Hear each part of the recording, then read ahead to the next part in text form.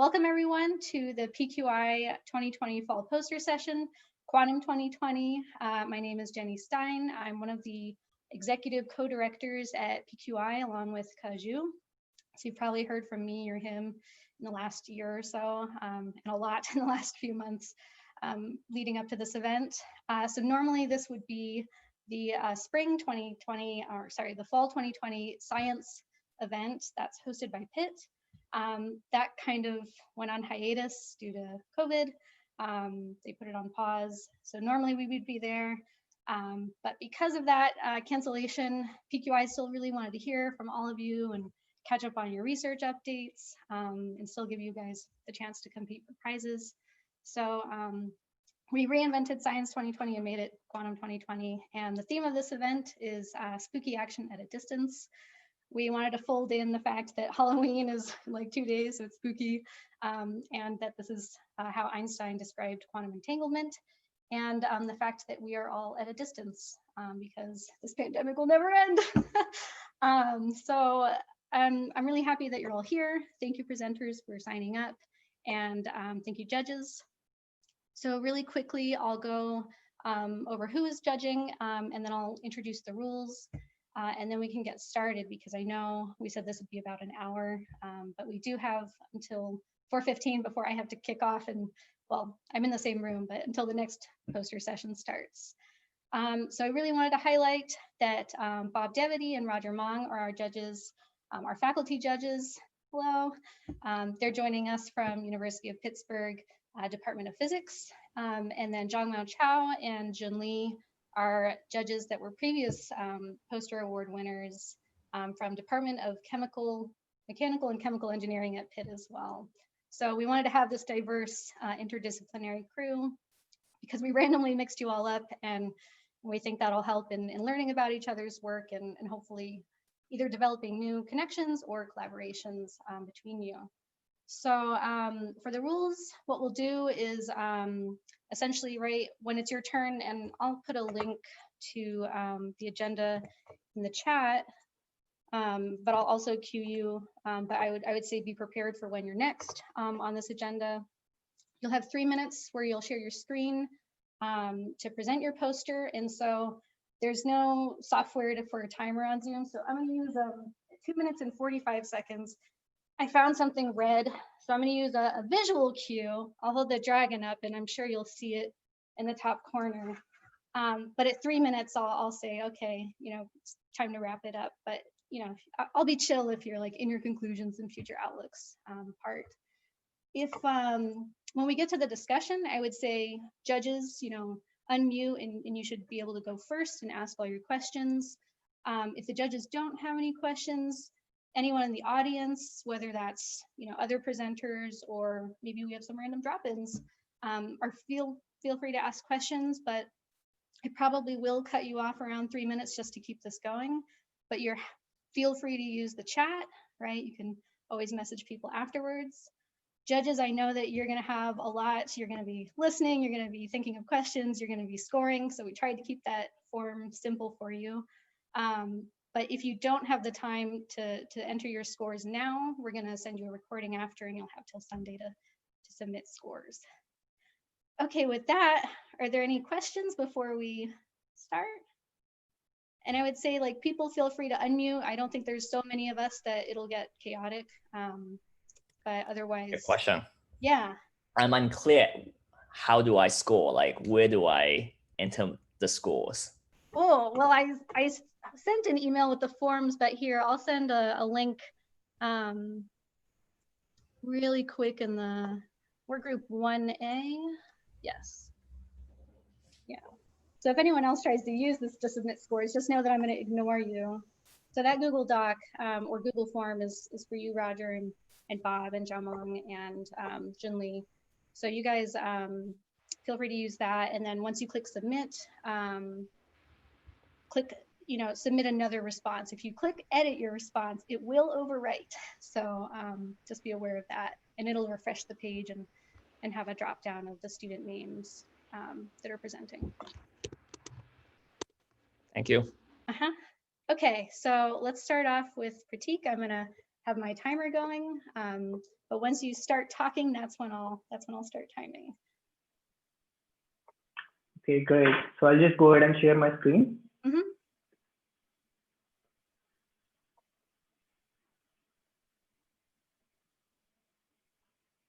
All right.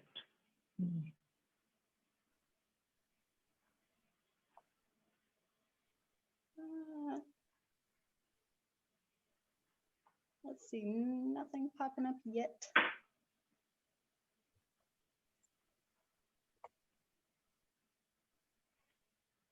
Are you picking like which screen to show, or? Yeah, I just like started sharing my screen. Can you see the screen now? Wait, let me stop and start again. Sorry. Nothing there. Not yet. I knew this would happen. All right. Because we tested it with someone else earlier, and hopefully works. Let me go ahead and share again, because it just showed like a black screen. Sorry for that. Yeah, we just had a black screen. Sometimes, like if you have dual monitors, maybe that was the issue. Or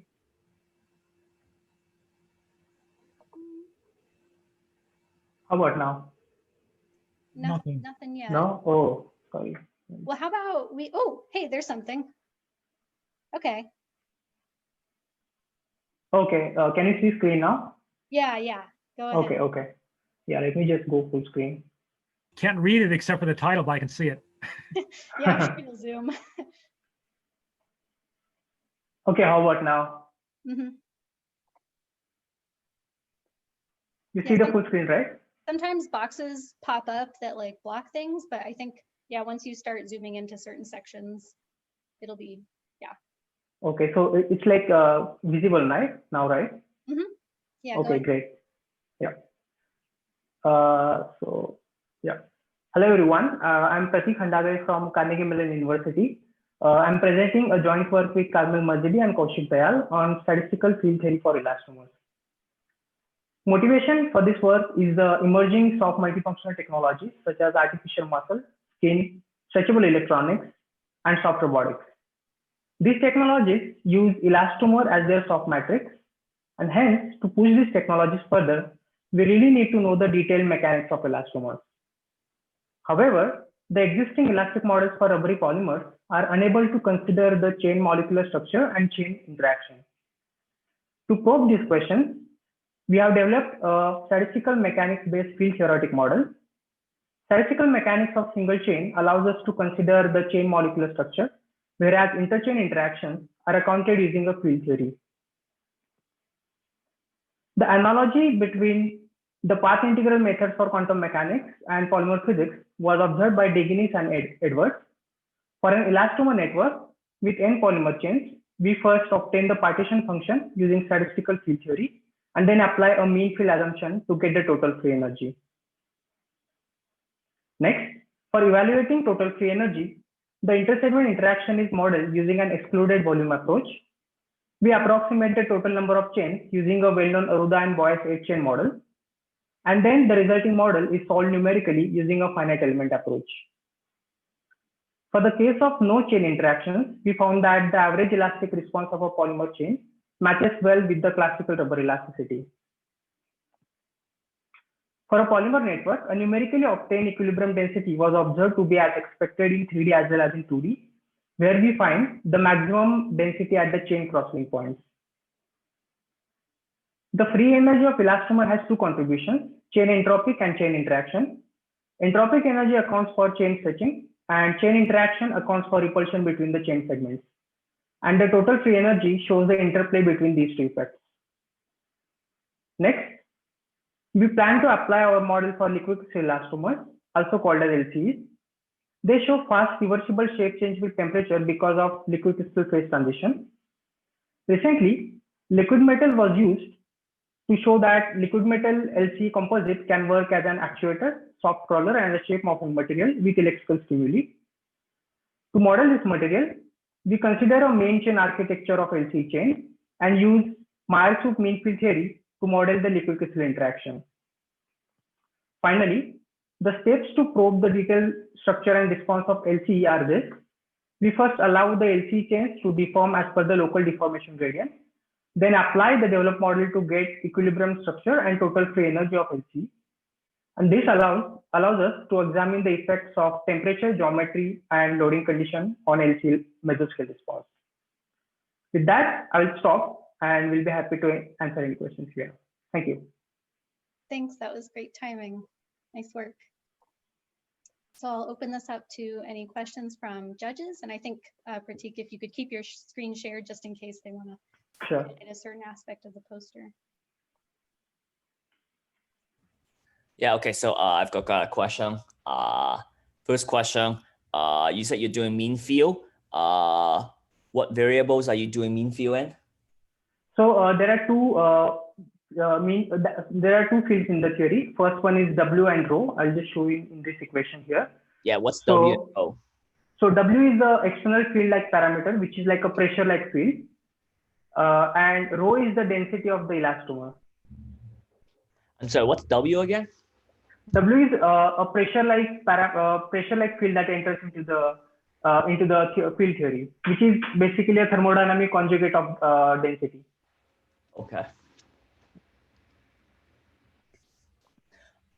I didn't quite catch in, did you do any comparison, like in what way can you compare how well your calculation works? Like what are the ways that you can compare your data that you have shown with experimental results? Exactly. So for example, here in this proposed model, like we have obtained a total free energy W. And the next step is to get the mesoscale response, and using standard hyperelasticity, we can get the stress strain response using this equation. And in reality, we can get the experimental data using stretching experience on the instron and get the stress strain response using the model and compare with the experimental results.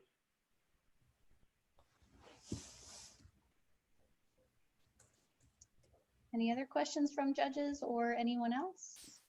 So I have a question. So your proposed models aims to solve the disadvantages of the existing elastic models, but what are the limitations or drawbacks of your proposed model? Yes. So first thing that would be like the density of the elastomer. Like for example, we are using a mean field assumption, and mean field assumption is more accurate when we have a higher density of the polymer segments. So it might not just work when we have lesser density of elastomer. And second thing is the intersegment interaction. We are using an excluded volume approach, and like there might be other interaction between the chemical molecules in the polymer chain. In that case, we really need to account the exact interaction between the polymer segments. So those are the two things that we really need to consider for the future. Okay. Yeah. Any other last quick questions? All right, thank you, Pratik. Good job. We'll move on if you want to stop sharing your screen. Sure. And now we have Jack. Okay. Let me share screen. Okay. All right. I think everyone can see mine. Good afternoon, everyone. Today, I'm going to introduce some calculation of tautomerization free energy from machine learning model and QM models.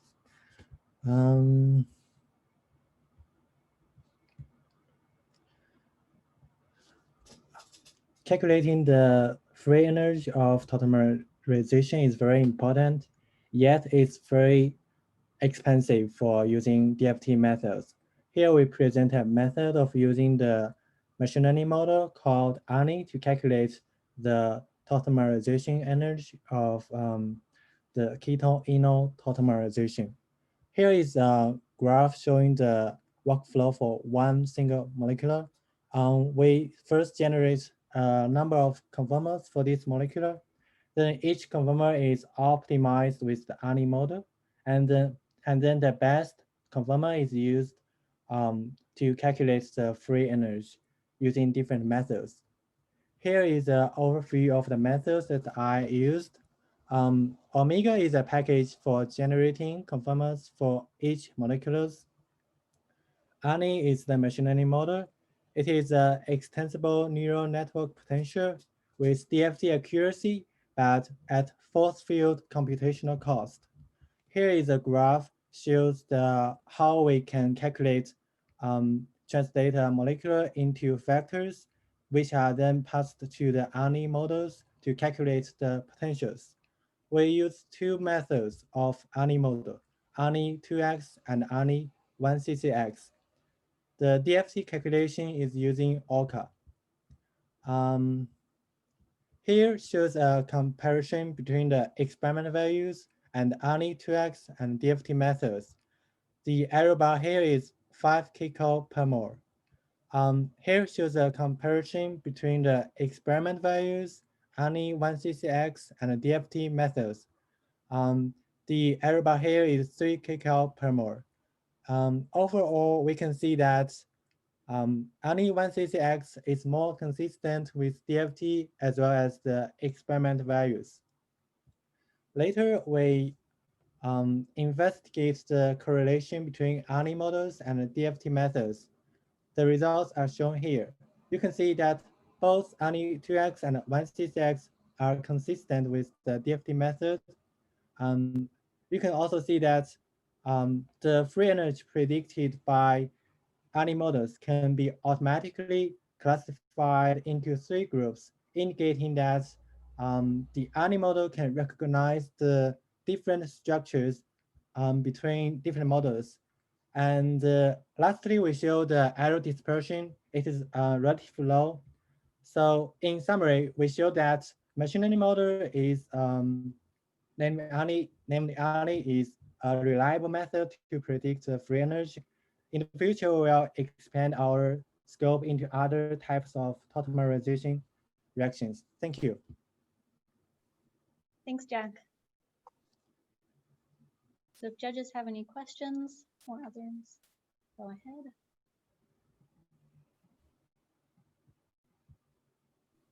Sorry, what's the, so for your ANI model, which is a machine learning model, what's the, how to get your input data and the training data?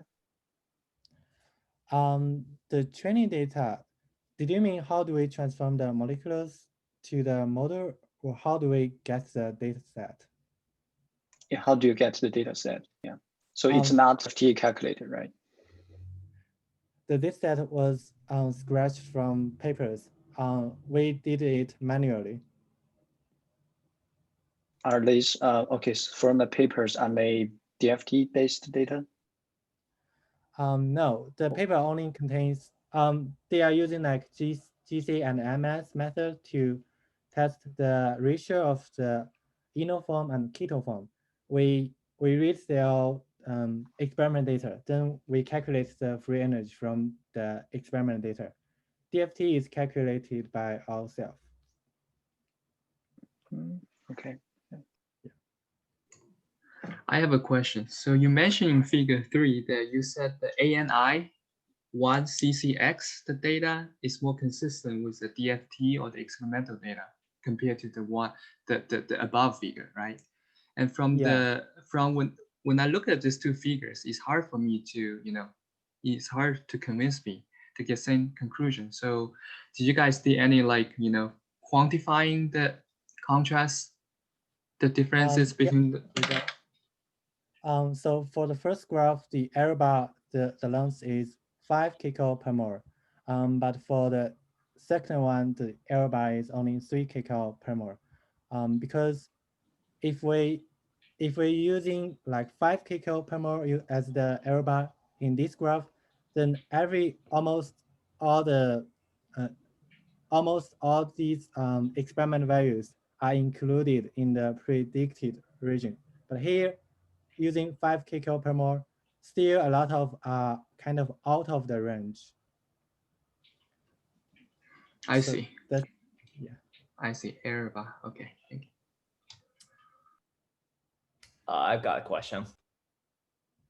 As a non-chemist, what's keto anode tautomerization and why do I care? I had the same question, by the way. Yeah, that's a great question. Ketone is ketone is the carbonyl form, and enol is, well, I don't have a graph here. It is important because ketone and enol form, the oxygen and hydrogen are in different forms. And if we are going to make drugs of some molecules, we need to know which form it will be in our body, because different form will have different interactions with the proteins or some active site. That's why we want to know which form will be the dominant form, or we want to know the ratio between them. That's why it is important.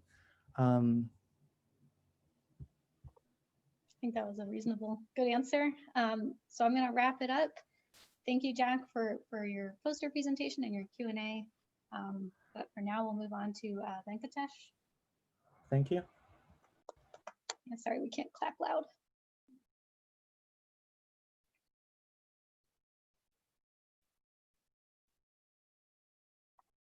Okay, we can see it, but we cannot hear you. I can unmute you if yours is. Yeah. Okay. Yeah. Yeah. Sorry about that. Is it visible now? Yeah. It's still like zoomed out, but we can see it. How do I zoom in? Great question. Does anyone have suggestions? I know we had sent out tips for doing this presentation mode. I don't know if you just like Control ++++, does that zoom in? Nope. I mean, mine's a Mac. Try Command+. But... Well, then I have no help for you. You doomed yourself. I don't think you can do that in full screen mode. I just have a different window open with the poster. Ah. Oh, okay. Yeah, the thing is, I just have a small animation as well, so it's best done in the full screen mode. Mm-hmm. Okay, I'll let you take it away. Okay, I think I'll just have the pointer, but yeah, okay. Yeah, good evening, everyone. I'm Venkatesh. I'm a third-year PhD student at Carnegie Mellon University. So my work is on analyzing the discharge mechanism of what is called as a lithium CFX battery. And we are studying this from the context of batteries for electric aviation. So recently from our group, Bills et al. Had analyzed what's called as the specific energy of a battery pack. So that's defined as the energy divided by the weight of the battery pack. So the specific energy of the battery pack that is required to electrify aviation. And they concluded that you need about 600, 800, and about 1300 watt-hours per kg of specific energy if you need to electrify regional, narrow body, and wide body aircraft.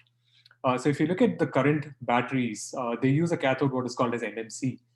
So the specific energy that is achievable with current batteries is around 250 watt-hours per kg.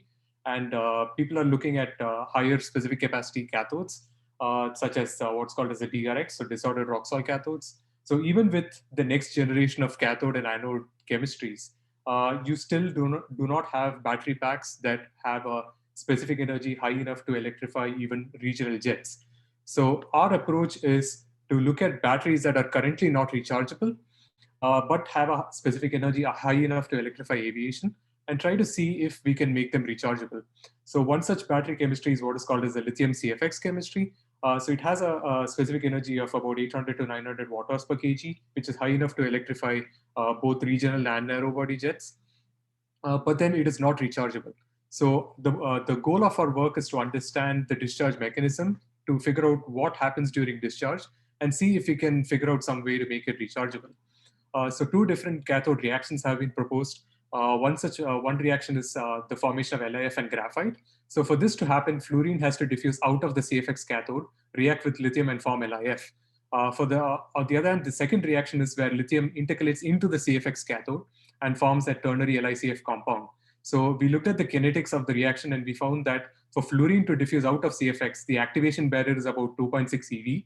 Whereas for lithium to diffuse into CFX, the activation barrier is just 0.06 eV. So kinetically, reaction 2 is much more likely to occur. We also calculated the average OCV for the reaction, and we obtained about 4.27 volts using DFT calculations, whereas the experiment is around 4.05 volts. So the predicted OCV for the formation of the LiCF ternary is a lot closer two experiments than for the reaction of LiF and graphite. So LiF and graphite, the OCV is about 4.5 volts. So that's about half about more than experiments. In the analysis of the discharge products indicated that LiF actually forms. One mechanism that we believe that LiF forms from the LiCF is by cooperative sliding, somewhat similar to the animation that I just showed. So the energy for the LiF slabs to slide relative to the carbons is about 2 MeV per lithium atom. So this is one possible mechanism by which LiF forms. So the conclusion is that we believe that the discharge proceeds via the formation of LiCF, which subsequently decomposes to LiF. And therefore, if we can stabilize LiCF, then we might actually be able to make a rechargeable lithium CFX battery. Thanks, Venkatesh. So questions from judges?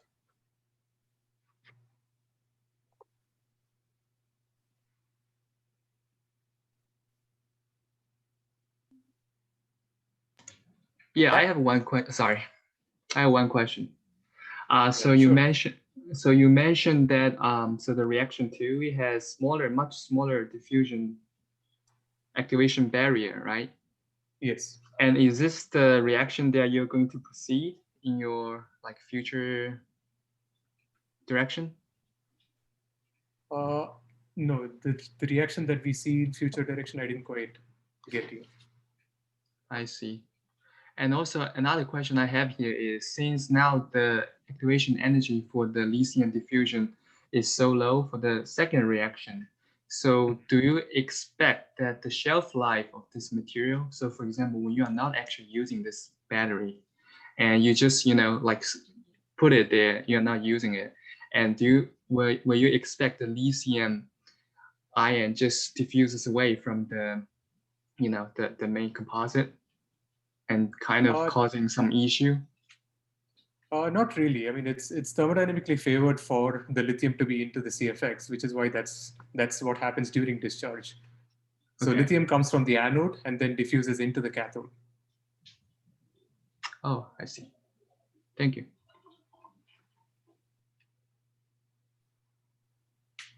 Any other questions?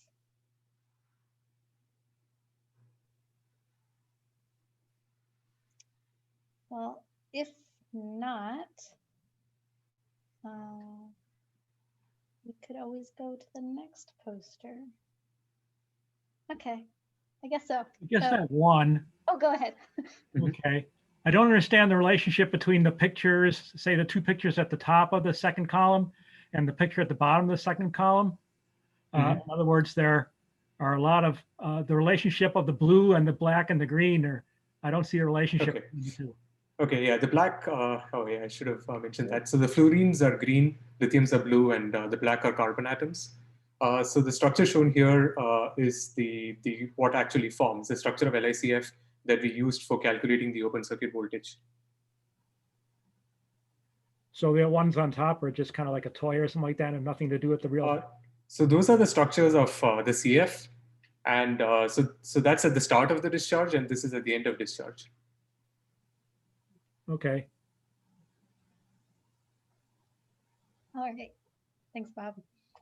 Thanks, Venkatesh. I guess we'll move on to Amanda. And I'm sorry, I completely forgot to distribute the CMU and Pitt students. So we just went through all of our CMU, and now we'll hit our Pitt students. Hi, Amanda. And hi, Daniel. It's nice to have you here as well. All right. Hi, everyone. Can I just ask, can you see my pointer as is or no? Like a little hand. Yes. Yes. Okay. All right. Well, then I'll go ahead and get started. And yes, my name's Amanda, and I'd like to tell you a bit about my work on automatic fragmentation today.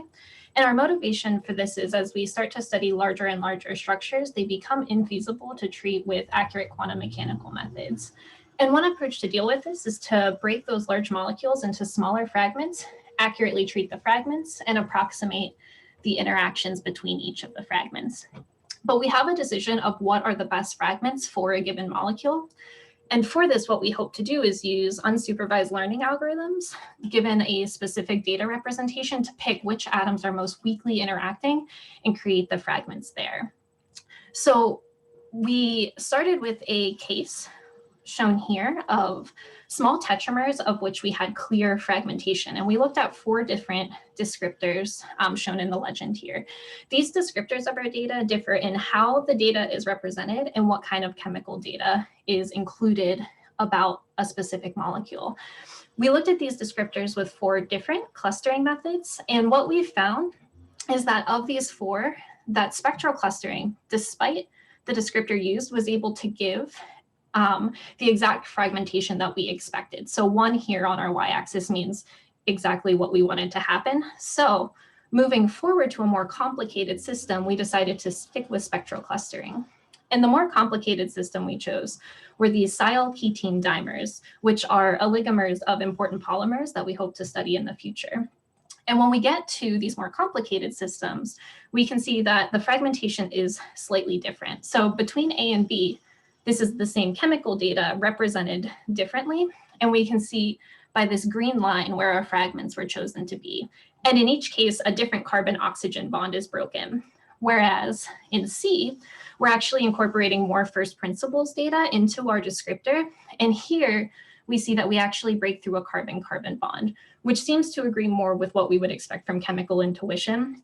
So now that we have our fragmentations, it's important to note that they differ based on the representation of the data, and that first principles information seems to be important. We can then move on to looking at how our property predictions worked for these given fragmentations of these dimers.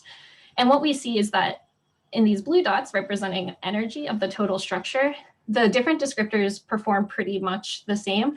We see less than a percentage of error between all 3 of them. But if we move to look at the red here, where this is error from the supramolecular calculation, we're seeing a much higher amount of error. This still only represents about 7% error, but we have what we see is that our Cartesian and our Mayer bond matrix are performing about the same, with the this in the middle here performing less well. So from here, we can conclude that it seems that both Cartesian data, structural data, as well as first principle data need to be included in our descriptors. So we're going to work at changing that, as well as working on different fragment treatments to just in general bring our description of these polymers down to a realistic level. So thanks for your time. If you have any questions, please let me know.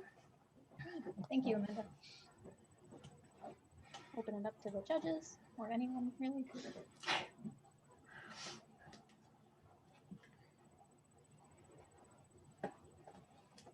Hi. Hi. Hi. I'm in physics, so I'm not sure what you meant by descriptors, and I'm not sure what's the output of your calculation. So what do you put in and what do you get out? Yeah, great questions. And so input is going to be a molecular structure coordinates, but also what we input is the descriptor. So this descriptor is going to be a description of our molecule that's not going to generally be just X, Y, and Z coordinates. We explored that with one of our descriptors up here. So we're saying if we just describe the molecule as its spatial coordinates, what happens? But the other descriptors are saying, okay, how would we break this up if we only know which molecules are bonded together? Or stepping up to these other 2 that contain first principles information, we're making an estimate of how strongly molecules are bonded together and using that to try to make an educated choice on where to break our molecules. So those are the 2 things that are input in. From there, we use the unsupervised learning to break apart the molecule. So what is output at the end are your fragments of your molecule. So you can take those fragments and put them into whatever treatment you want, whether it be MP2, DFT, anything like that, to get these property predictions here. So it's in the details, but I didn't say it out loud that these are done with DFT. Does that answer your question? Yes, thank you. Okay, thanks. So I have a question. So yeah, all these 4, are the 4 descriptors universal to different materials, or for different systems, you need to choose different descriptors? That's a great question. So we're still exploring different descriptors, but the ones that we have here are each based off the individual molecules. So any molecule that you want to look at, you can build any of these descriptors from. So for the top two, all you need is the structure. For the bottom two, you can do a low-level estimation of the bond order and use that. So yes, they would be universal for any molecule you would want to look at. All right, and so how large is the computational cost? I think if you have a pretty big structure, if you do DFT, and you have to do a lot of training. So yeah, how large is the computation? So that's our hope and our benefit actually with using the unsupervised methods. They actually they're not based on training data. They're actually based fully on the descriptor. And that's our hope, because you're exactly right. If we had to do something with training each time, then it would quickly be expensive. But here, your low level cost, if you want to do something with first principles, would be your scaling. So if it's Hartree-Fock or MP2, that would be your lead scaling. And then the unsupervised learning is very quick. It only takes a few seconds usually. All right, yeah. All right, thanks. Yeah, Great thanks. questions. And thanks, Amanda. I guess we're out of time already. Okay, thank you. So next will be Victor. And I want to point out really quick, as Victor starts setting up, that 3 minutes might seem like the tiniest amount of time to translate your science to a diverse crowd. But I think that one example of this that's even larger scale is Dr. Gaurav Dutt from the physics department at Pitt. He just gave, I think, a 10-minute presentation at this military, I think it was a DOD, DOE event. And for 10 minutes, they're competing for like $1 million. So, this is good practice. You might someday get $1 million. PQI doesn't have the budget right now, but someday. Okay, Victor, go ahead. Wow, $1 million, huh? All right. Well, hi, everyone. My name is Victor Espinoza, and I am a first-year grad student in chemistry at Pitt. And the big question that our group is trying to answer is how can we gain more control over the structure of carbon nanotubes? Some researchers have used a templating approach to be able to build off of these, what I'm showing here, B and C are templates. So they grow the carbon nanotubes from these. But we're using a Lego style build-up approach, which is taking, as you can see, the green cap, and then from there adding blocks to it to build carbon nanotubes. And we've actually been successful using this approach. We've been able to synthesize up to 4 these new types of carbon nanotubes, which we have named Tubularenes. And the benefits of this is that we start with the same base, and all we have to do is vary the identity of the wall of the block structures. So these are the walls. And then another benefit too is that we actually have embedded at the top segment structures that are reminiscent of armchair. So it's just conformation of carbon nanotubes, and the slightly more difficult to synthesize zigzag segment of a zigzag type carbon nanotube. So through our work, we've actually been able to collect crystal structure data for some of our carbon nanotubes. But not just that, through a crystal structure that we obtained one reaction away from closing off this tubularene, we were able to see that there are certain interactions that actually stabilize our wall building blocks to hold them in place in order for us to then be able to actually close off our tubularene to have this top segment here. Additional to that, our crystal diffraction data also shows us that we've been able to modify the pore opening of our tubularenes.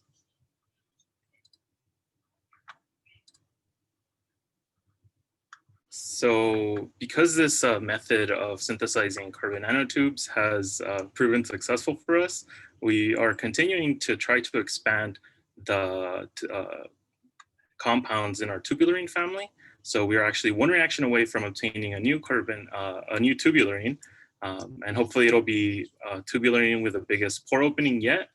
And aside from that, we're also interested in the future looking at how we can modify that top segment of our tubularenes in order to be able to make these carbon nanobelts and the yet to be synthesized Vogt belt. So thank you, and I will not be taking questions. Thanks, Victor. Didn't even have to use the dragon. How long a nanotube can you make in a controlled fashion this way? Oh, that's the challenge. So far, the longest we've been able to make is these structures here. Is that really is that really so they're actually pretty, as of now, they're pretty short, but that's the reason why we're thinking of, because we do have, let me just zoom in here. So some researchers in Japan have actually just used this top segment here, and they were able to grow a carbon nanotube from just this top segment. So what we're thinking is in the future, we're gonna try and see if there's some way that we could propagate axial growth from the top of our tubularenes. But yes, the dream is to have, be able to grow them and keep growing them. Okay, thank you. Hi, I didn't quite catch. What's your growth method? So we're using organic synthesis. So basically what we're doing is we're taking our base, and then depending on what tubularene we're wanting to make, we do a reaction where we connect our wall building block. So in this case, it's connecting to these OHs here. And then finally, after we are able to build this kind of open tubularene, we close it off through a coupling reaction using this connector here. And then that's how we obtain our tubularenes. But like, for example, are you doing it by like immersing in different chemicals? Are you doing it in a vacuum chamber? Or are you like, you're not, I'm assuming you're not, positioning each individual molecule yourself. Yeah, so we're using, organic synthetic methods. So we've set up a round bottom with this species, and then we add this into there. And then we have to do some purification, some characterization to make sure that we're obtaining the correct precursor. And then in certain steps, specifically the coupling step, some of these are very air sensitive. So we want to do it in a, on a Schlenk line to be able to control to be able to make sure that this coupling reaction actually works. So it's a wet chemistry method that you do at ambient pressures, but controlled atmosphere. Is that correct? Say that again. So it's a wet chemistry synthesis, right? It's something that you can sort of synthesize in a liquid or some sort of a beaker. Yeah. Under ambient pressure, but controlled atmosphere. Yes. Okay, so one more question. Why are you building all these different structures? What's the use? So the use of this is that we know that carbon nanotubes have very interesting electronic properties depending on the structure that they have. So like I mentioned, there's zigzag carbon nanotubes and armchair carbon nanotubes. And these two exhibit very different electronic properties because of the way that they're structured. So for us, what we're really interested in is being able to control not only the structure of these carbon nanotubes, and we're also able to the way that we're doing that is that, let me just bring this one up. The way that we're doing that is that different electronic properties are associated with the way that we close off our top segment. So in this case, we have a fully conjugated, which means that the electron density is actually, delocalized across in a sort of this ring that is formed on top of here. Whereas for this one, because it's sort of staggered, there is no full conjugation on top of that ring. So these compounds here actually exhibit fluorescence, whereas these don't. So those are some of the ways that we're trying to, modify certain properties of our carbon, of our tubularenes. Great. Thanks for the answers and questions. We've got to move on to Aditi. So thank you, Victor. Thank you. And if you're interested, I have a QR code you can scan. Ah, I love those posters. Okay, I was wondering I love those. Okay. So go ahead and stop screen sharing, and then Aditi, if you want to bring up yours. So can everyone hear me and see the screen? Yes. Okay, good. So hi, I'm Aditi. from Dr. Jeremy Levy's group. So today my presentation is on interplay between electron pairing and nonlinear Hall effect in LOST or nanostructures. So the motivation is that we are trying to develop the field of oxide nanoelectronics because they add richness to the existing semiconducting capabilities like single electron control with phenomena like superconductivity and magnetism. So I'm trying to understand the correlated electron physics at this interface. In particular, right now, the interplay between nonlinear Hall effect, which we see in Hall bars etched at the LOSTO interface, and electron pairing without superconductivity, that is pairing beyond the superconducting critical field, routinely in our electron waveguides and single electron transistors. Why we got interested in it is that if you notice these two plots, you'll see that the nonlinearity and the electron pairing over here, it takes place in the same parameter regime. And also, if we gate tune the two phenomena, they show very similar trend. So we use conductive AFM lithography to write these nanostructures where we apply a positive voltage to write the nanowires and a negative voltage to erase them. And we have used this technique to create electron waveguides where we have been successfully able to show Landauer quantization. And if you actually take the derivative of the G versus mu curve, then we get the transconductance where we can clearly see the subband structure of the waveguides and electron pairing without superconductivity with the places where these lines meet. So in order to now combine the Hall measurements along with the pairing without superconductivity, what we did was we went a step further and made these electron waveguides in the shape of a cross, which are called nanocrosses. So it enables us to simultaneously monitor the longitudinal and Hall measurements. So if you look at this particular example over here, we clearly see Landauer quantization. And in this plot, it's more clear there is electron pairing without superconductivity, with the splitting taking place around 4 Tesla. Now, if you look at the Hall measurements, which were simultaneously taken, at any given chemical potential, we observe a nonlinear Hall resistance, and the transition takes place at around the same field. So there seems to be a clear correlation between the two, and we repeated these results over different devices on different samples. So it's a very robust phenomena. Now, traditionally, this phenomena has been attributed to the multiband carrier transport in STO, and with metamagnetic transitions of unknown origin. So what we believe is that our results strongly actually build a connection between these metamagnetic effects and the pairing mechanism. And the pairing mechanism with the depairing leading to this excess release of magnetization.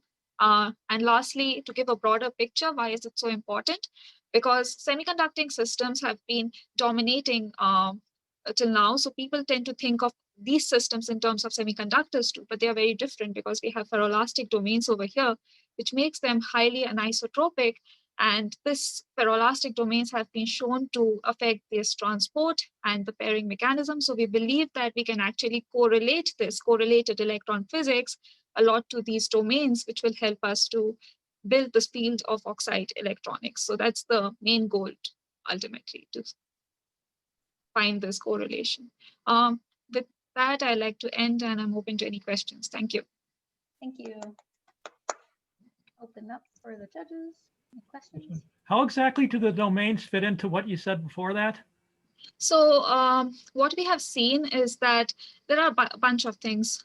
So we have shown that with our lithography procedure, we can actually define these Z domains at room temperature, and we believe that they exist till low temperature. And over here, if you see, this is from a group, we have shown that actually the superconductivity, it exists only along the edges of these nanowires. So what we believe is that the pairing mechanism is actually originating at these ferroelastic domain walls. And so the ferroelastic domain walls is controlling the pairing, and the magnetism is coming from this depairing mechanism of the electrons, the nonlinearity. Okay, thank you.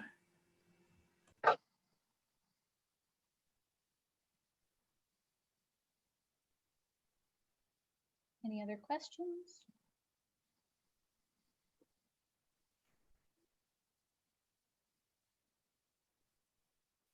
Well, if there aren't, then maybe we'll catch up on time and go to the next person. Thank so you. speak now or hold your peace? Okay, thank you. So next is Siddharth. Yeah.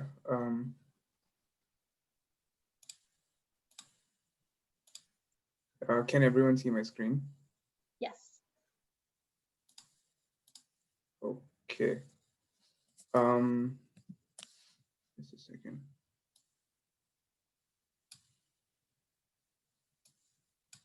Yeah. So hello, I am Siddharth Achar from Dr. Carl Johnson's group. So my poster today is about building a deep learning potential for anhydrous proton transport. So this project is focused on developing materials for fuel cell membranes. Density functional theory, DFT, was previously used to get an initial material design, which was aimed at anhydrous proton conduction. However, DFT is very expensive for running large-scale simulations and for longer time. So a good solution is to build a machine learned potential that captures the physics and gives DFT-like accuracy, which is also way cheaper to run. So what we do is we start with the parent structure of proton conductors. That is images BNC, which is graphenol and graphamine. And the parent structure is graphene. So we start with this structure and try building a potential. So to build a neural network for deep learning, we use the recently published DeepMD. Recently published DeepMD. It builds individual neural networks for each atom by minimizing the errors in energies and forces based on the positional coordinates of the structures as input, as per this loss function given here. So for the development of a force field for graphene, we run NVT molecular dynamics simulations in WASP at a higher temperature to get the input data. The input data would consist of positional coordinates, energies, and forces of several different steps. This is then split into training and testing to build a more generalized model. So next would be to validate the potential. As you can see on the right here, the energies are seen to be predicted accurately by DP. This is expected since the model is anyway trained using the energies. But the next question would be how does it predict untrained properties? So the plots on the right over here show how well the DP potential does in comparison to the DFT results for several different properties of interest, and also how it does better when compared to classical potentials like ADBO, the blue curve over here. An extension is to build the same force field using active learning to reduce the number of DFT calculations. The cartoon is given here. This has shown to be promising as the phonon density of state plots for graphenol that I've calculated. So there have also been indications of proton hopping predicted by this potential. So thus, in conclusion, we have demonstrated that we can develop extremely accurate potentials that enhance the abilities to develop better materials for fuel cell applications. Thank you, and I'll be ready for questions. Thank you. Oops.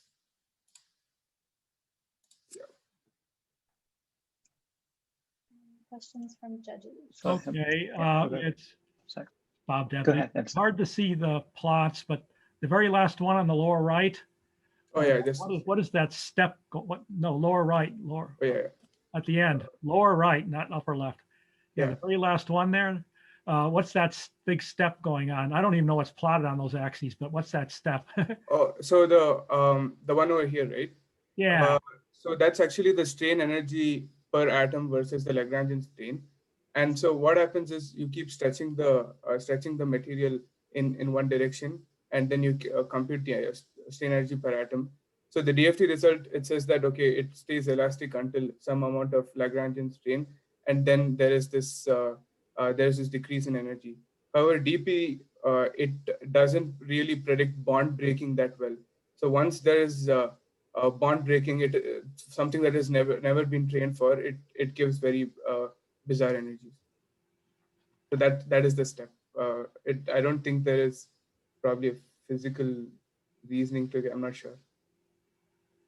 All right, thanks. So when you use the MD for the structures, what's the potential you use for? Are you using ab initio MD? Yes, I'm using ab initio molecular dynamics. So that's a lot of computational cost for the training, right? Exactly. So So that was the first thing. So you're supposed to get a simulation that is, a model that is as close to DFT accuracy. So running an ab initio molecular dynamics might be expensive. So this approach called active learning is something that I'm working on, which will reduce the dependence on DFT calculations significantly. Right. Okay.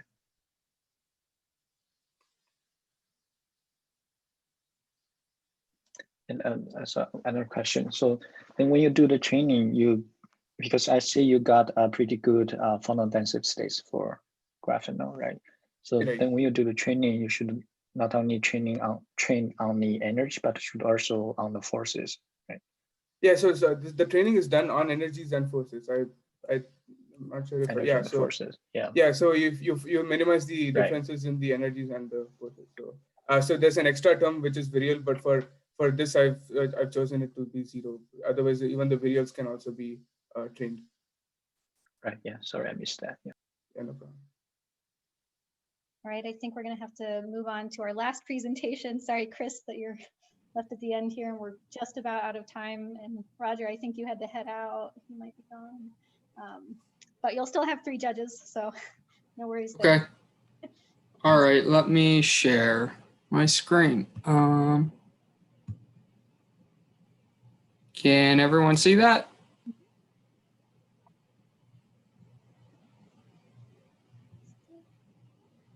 We good? Can everyone see this?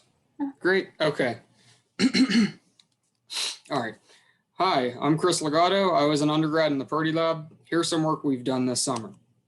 We're building a device that converts microwaves into optical light. This type of device is called a quantum transducer. We choose an electro-optic approach since it has various benefits over other methods, including the ability to work at room temperature, tunability, and low noise behavior.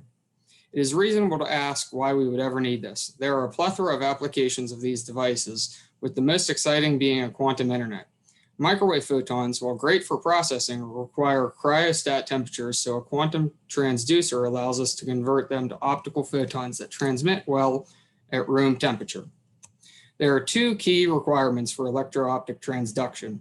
The first is the presence of a nonlinear medium with optical properties, such as index of refraction, that are dependent on external electric fields.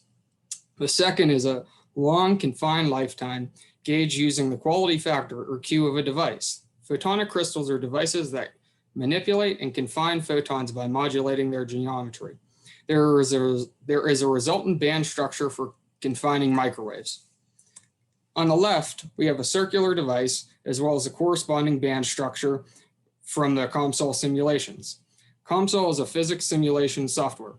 As you can see in the top left picture, there is a tapering of hole radii which helps confine the mode. The structure is a waveguide for microwaves to confine in the center of the device. Below the band structure, we have the simulated air modes on the left and the dielectric modes on the right. The air mode describes when the microwaves are highly confined in the air, while the dielectric mode describes when the microwaves are highly confined in the device. The gap in between the two is the band gap where light is confined. On the right, we have the bow tie simulation. As you can see, the microwaves are confined to a much smaller volume than the circular structure simulation. Here, here, and here. Currently, most of our work is in simulations. Our first step is to test our circular device at different frequencies. Next, we'll make our bow tie structure using a 3D printing and conventional machining methods. Similarly as before, we test these devices. We'll place a lower loss dielectric into the bow tie structure cavities such as sapphire at the tips of the bow tie as a way to increase Q. We use this device from the last step with a nonlinear electro-optic material such as lithium niobate or an electro-optic polymer to transduce microwave to optical photons and back. And I have some references and acknowledgements, and I wanted to thank everyone for listening to my talk. Any questions? Thank you, Chris. Yeah, I'll take questions from the judges. You went a little quick on that transduction step at the end, but how did that go again? This transduction step. So do you want to know about the how do you turn a microwave to a visible or an infrared photon? So microwave, so we basically what happens is we confine it to a really small volume, and we end up having these microwaves, and they interact with we have microwave photons, they interact with other photons, and they actually have energy that when they collide into each other, these microwaves, they bounce off each other, and they actually pick up some of the energy from other photons. And that's the signal that we pick up.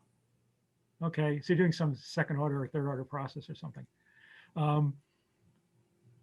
had another question, but I don't remember now. Oh, you said that in order to do anything with microwaves, you have to go to cryogenic temperatures, but don't a lot of things that go on with the NB center and diamond, which involves a microwave transition, I think, is part of it, you know, the qubit part of it. Aren't some of those done at room temperature? So not everything needs to be done at cryostat temperatures. I don't think I know exactly the experiment you're talking about. Well, the kind of thing that Gerd used to do, or it still does, or, you know, these nitrogen centers and diamond.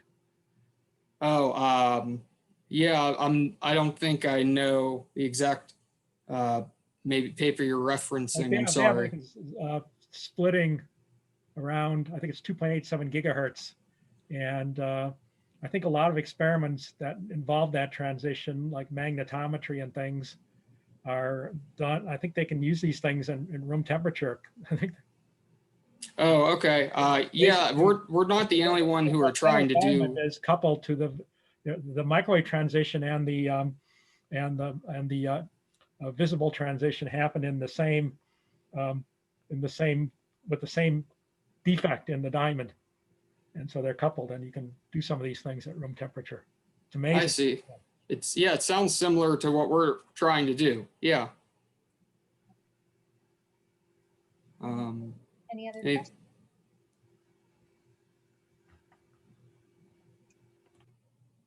If not, do you have about 13 minutes till the next one? So I would say a round of applause for everyone. Thanks, Chris. Thanks for all the other presenters doing such a great job in keeping the time. I know we're a little bit over, but still I thought you were on track. And thanks to all the judges and the audience members that had questions. If there's not anything else, I welcome you all to stick around for the next poster session, or you can head out. But thank you all for participating. We'll definitely have scores and results out to you sometime next week. Thank you. Yeah. Thank you. Thanks. Thank you. Thanks. Thank you.